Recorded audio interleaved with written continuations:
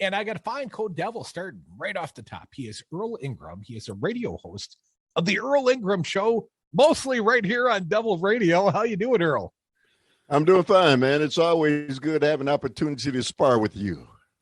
Spar with me? Yeah. You know, I don't like to punch down, Earl.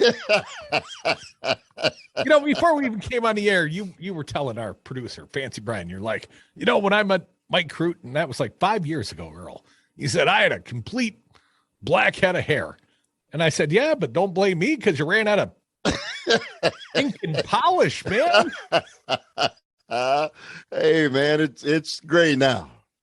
It is certainly gray. You are a graybeard. I just, one or two little whiskers sticking out. I'm talking about the head of hair. So, well, at least you got a head of hair. That's got to be your old man gray hair. Earl, let's talk politics. Barack Obama. He was an aspirational figure. I got the picture of him on the wall. The hope and change Barack Obama.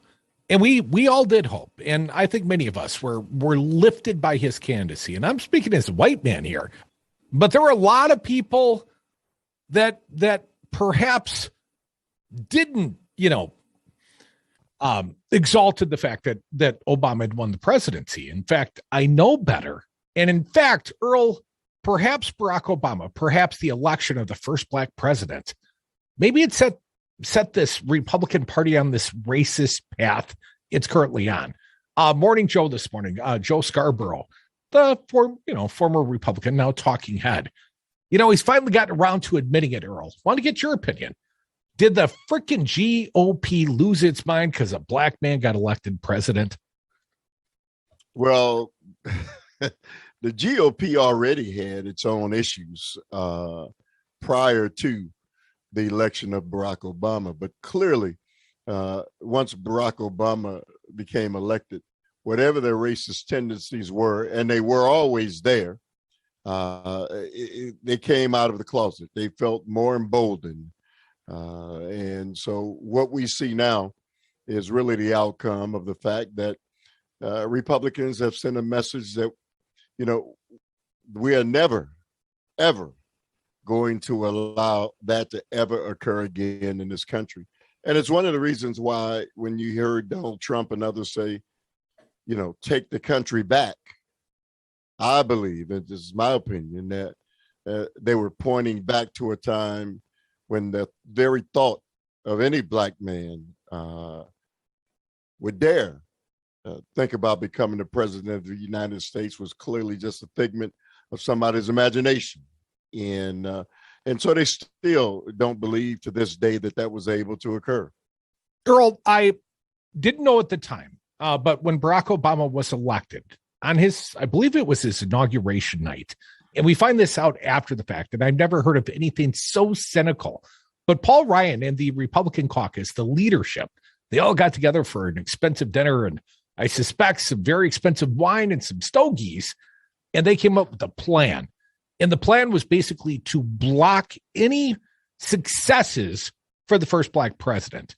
And I, even in the reporting after the fact, looking back with 2020 hindsight, I've never heard of anything so cynical in politics. But Earl, that's just the new way they act. They've certainly done the same again here during the Biden-Harris administration. Well, Crudy, you say that the new way they act. And hey, man, stop that flip phone. Hey, you say the new way they act. I don't know, Crudy. I've been following Republican politics for a long time, and so they're more emboldened. There's no question about that. But their thoughts about how they felt about people of color and the poor in this nation have been around for half a century or more. And so this is nothing new to some of us. As a black man in this country, we know what the Republican Party has stood for. And my father and his generation knew what the Republican Party stood for. And my father and his generation and the generation before that were staunch Democrats. They voted for Democrats because they knew Coming from the South, they knew exactly what the Republican Party stood for. And so, they haven't changed a whole lot since then, Crudy. So as far as a black person is concerned, we don't see a whole lot of change in the Republican Party, other than the fact that they are out in the open now and feel more emboldened than ever before to let people know how they feel. Earl, we got to draw some age distinctions on your father because, of course, the Democrats, the Dixiecrats, once upon a time, they were the party of race. I know. And it was Lyndon Johnson and the Civil Rights Act that basically flipped the parties.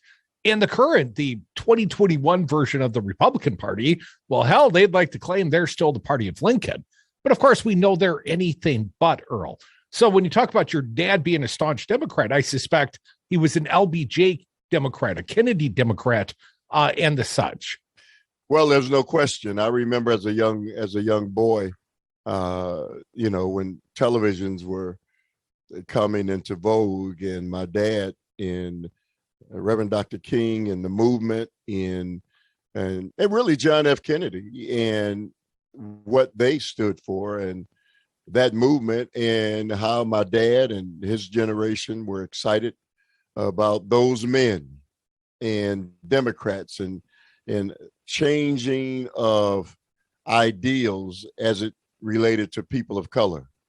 So we saw the change in my lifetime and in my dad's lifetime.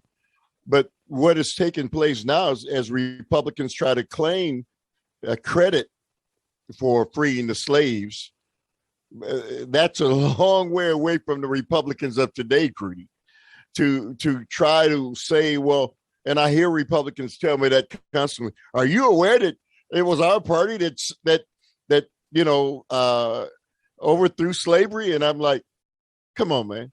Hey, man, go talk to somebody who has not done a little reading and who does not know a little history of what took place in this nation. But stop trying to lead people to believe that it's the Republican Party of today that freed the slaves, because we know better.